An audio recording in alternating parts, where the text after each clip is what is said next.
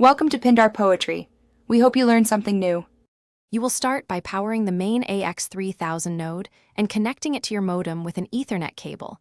This gives the mesh a WAN path.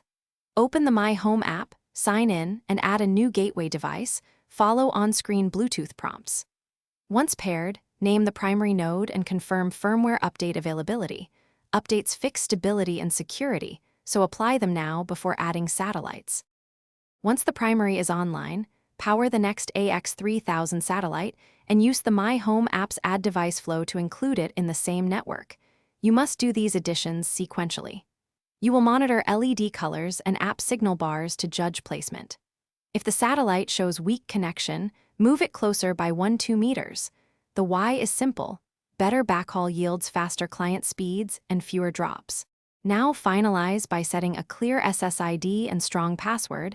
Enable WPA3 if your clients support it, and configure CO-S rules so important devices get priority. Run a speed test at several locations to verify coverage. Make small placement tweaks where throughput dips. If a satellite fails to join after repeated attempts, perform a factory reset using the pinhole and re-add it.